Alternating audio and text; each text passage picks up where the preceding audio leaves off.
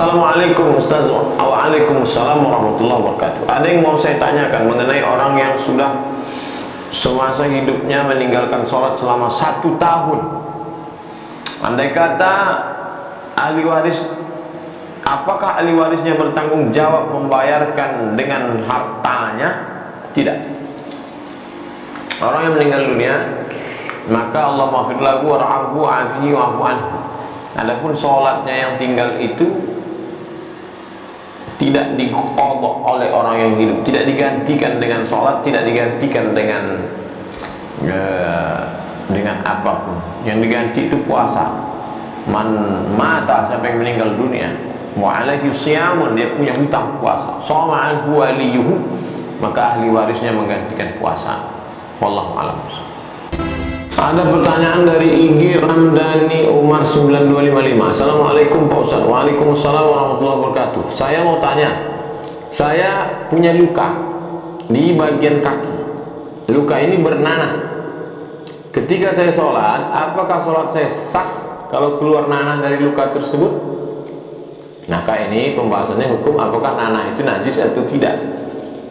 Oleh sebab itu maka mayoritas jumhur ulama mengatakan ketika kita luka, yang pertama kali keluar adalah darah, setelah itu muncul cairan yang disebut dengan sodid, kemudian setelah itu dia menguning menjadi nanah, disebut dengan qaih. Maka cairan nanah itu adalah najis. Oleh sebab itu maka dibersihkan, dikeringkan, setelah itu barulah sholat. Anda keluar saat sholat sedikit, ma'afuan, dimaafkan, diampunkan. Kalau ada ustadz yang mengatakan cairan dan nanah itu tidak najis, maka dia mengambil pendapat Imam Ibnu Taimiyah. Adapun mayoritas jumhur ulama mengatakan bahwa cairan nanah yang keluar itu adalah najis. Kalau terkena ke kain, maka mesti dicuci, dibersihkan. Dalil ulama, a'udzubillahi minasyaitonir rajim, wa yuharrimu 'alaihimul khaba'its, diharamkan kepada mereka, bagi mereka yang menjijikkan. Nah, karena cairan itu menjijikkan. Wallahu a'lam. IG Parlagutan. Ustaz Abdul Somad, saya mau tanya, apa hukumnya jika punya proyek ini pembangunan rumah ibadah non muslim? Halalkah upah yang saya terima dari pembangunan tersebut? Dan bagaimana jika saya dapat proyek buat rumah tinggal yang bukan dari Islam? Kita boleh berhubungan interaksi sosial dengan non-muslim. La yanhakumullahu 'anil ladzina lam yuqatilukum fid din. Kalau mereka tidak memerangi kamu dalam masalah agama, wa lam yukhrijukum min diyarikum, tidak mengusir kamu dari kampung halaman kamu, antabarruhum, kamu boleh berbuat baik, wa tuqsitu ilaihim, bersikap adil kepada mereka. Dalam masalah hubungan sosial, hubungan masalah proyek, hubungan masalah perumahan, jembatan. Tapi kalau sudah terkait dalam masalah ibadah, fasilitas ibadah, wala ana 'abidun ma'abadtum wala antum 'abiduna ma'abud lakum dinukum waliyadin. Kita mencari rezeki ini mau berkah, mau baik, untuk makan, untuk menjadi darah daging. Jangan sampai kita mengambil makanan haram, berikan kepada saudara-saudara kita untuk urusan ibadah mereka. Wallahu a'lam bishawab. Pertanyaan dari IG Agilong 08. Ustaz, saya mau tanya, apa hukumnya seorang mu'allaf masuk Islam berziarah ke makam keluarganya yang non muslim? Apa hukum dia ziarah ke makam non muslim itu? Maka hukum ziarah ke makam non-muslim untuk mengambil iktibar, pelajaran mengenang kematian, hukumnya boleh. Idza marartum bi kuburina wa kuburikum, apabila kamu melewati kubur kita, kubur orang Islam, wa kuburikum, kubur kamu. Ini menunjukkan bahwa kamu melewatinya, tapi tidak melakukan ritual. Tidak ada ritual ibadah di dalamnya. Wala ana a'budu ma'abadtum wala antum a'buduna ma'abud lakum dinukum waliyadin. Oleh sebab itu sekedar ziarah mengambil iktibar pelajaran mengenang kematian, hukumnya boleh. Apa hukumnya mendoakan orang yang tidak seakidah dengan kita ketika masih hidup? Boleh. Dalilnya, Allahumma hdi qaumi fa innahum la ya'lamun, berikanlah hidayah kepada kaumku karena mereka tidak tahu. masih hidup. Kalau sudah meninggal dunia, kita serahkan sama Allah, tak boleh kita doakan. Dalilnya Nabi Ibrahim alaihissalam, falamma tabayyana lahu annahu aduwwun lillah, setelah jelas bagi Nabi Ibrahim alaihissalam bahwa bapaknya itu adalah musuh Allah, tidak beriman kepada Allah, tabarra'a minhu, maka dia pun berlepas diri. Ada pertanyaan dari IG 1630160. Assalamualaikum. Waalaikumsalam warahmatullahi wabarakatuh. Pak Ustadz mau tanya, mengkonsumsi daun ganja dijadikan sayur mayur, apa hukumnya? Kullu muskirin khamrun, setiap yang memabukkan, apapun namanya yang memabukkan, maka dia khamar. Wa kullu muskirin haram, maka setiap yang memabukkan itu hukumnya haram. Ganja, sabu-sabu, putau, hipnol, kecubung, kullu muskirin haram, setiap yang memabukkan maka dia haram. Bagaimana kalau sedikit saja? Ma askara kathiruhu faqaliluhu haram, kalau banyaknya mabuk maka sedikitnya pun tetap haram. G. Amri Arch ARCH. Assalamualaikum admin Pak Ustaz, tolong sampaikan pertanyaan saya, apa hukumnya orang kena HIV AIDS seumur hidup dia bakalan minum obat, jadi gimana puasanya? Faman kana minkum maridan, siapa yang sakit, aw ala safarin, atau musafir, fa'iddatum min ayyamin ukhar, ganti di hari yang lain. Di bulan Ramadan dia tidak bisa puasa, ganti di bulan Syawal, Zulqa'dah, Zulhijjah. Tapi ini masalahnya dia sakit seumur hidup Pak Ustaz, tidak boleh berhenti makan obat, 1 hari 3 kali 4 kali. Wa 'alal ladzina yutiqunahu, bagi orang yang tidak sanggup puasa di bulan Ramadan, Syawal, Zulqa'dah, Zulhijjah, Muharram, terus tidak bisa puasa, fidyatun ta'amu miskin, membayar fidyah. Puasa dia yang tinggal itu ditebus dengan membayar fidyah, seminim-minim fidyah 1 hari 1 mud.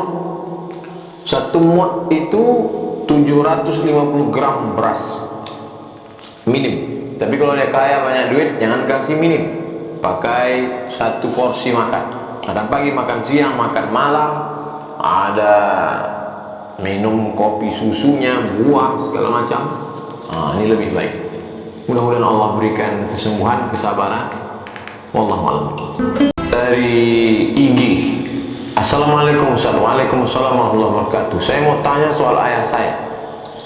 Habis pergi bersama mama dan aku selalu marah-marah, jadi saya tidak pernah senang, selalu mencari gara-gara. Kenapa ya Ustaz? Ya, tanyalah dia kenapa dia marah.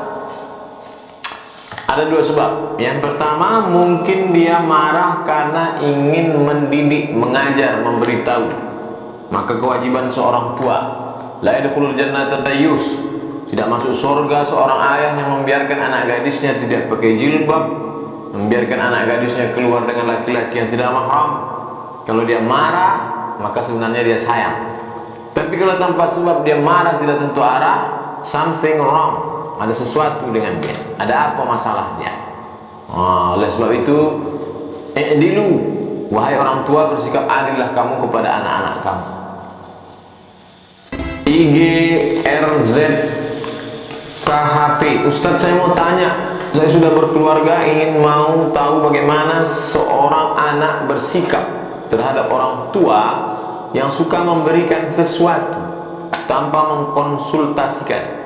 Cenderung pemberiannya terasa mengecewakan. Dia sudah memberi, itu sudah alhamdulillah. Dia masih hidup, masih ada bersamamu, itu sudah alhamdulillah. Tapi kalau sampai menimbulkan mudarat, beritahukanlah dengan cara yang baik, sampaikan dengan kata-kata yang santun. Mudah-mudahan Allah Subhanahu wa taala senantiasa memanjangkan umurnya, menyehatkannya dan memberikan kebaikan. Wallahu a'lam. IG Rahman 99. Ustaz, saya sering mendengar perkataan orang, kalau sholat di atas bumi, di bawah kolong langit, maka sholat kita tidak sah. Apa makna dari kalimat tersebut? Mohon pencerahannya Ustaz. Solatnya di atas bumi, di bawah kolong langit, maka tidak sah. Maka semua orang yang sholat di dunia ini sekarang tak ada yang sah, karena sholatnya di atas bumi, di bawah kolong langit. Kalau dipahami secara tekstual. Tapi sebenarnya ini adalah kata-kata kiasan. Kalau orang yang sholat itu masih memikirkan segala peristiwa yang terjadi di muka bumi, di bawah kolong langit ini, maka sholatnya tidak sah, tidak diterima Allah Subhanahu wa taala. Itu dia katakan Allah, fawailul lil musallin. Celakalah orang yang salat. Siapa itu? Alladzina hum an salatihim. Alladzina hum, orang-orang yang mereka itu dalam salat mereka sahun, lupa, lalai, memikirkan yang ada di atas tanah, yang ada di bawah kolong langit. Ini sebenarnya kata-kata kiasan. Maknanya khusyuklah dalam salat, menjaga kekhusyuan. Allah. Dari IG Ari Yadena.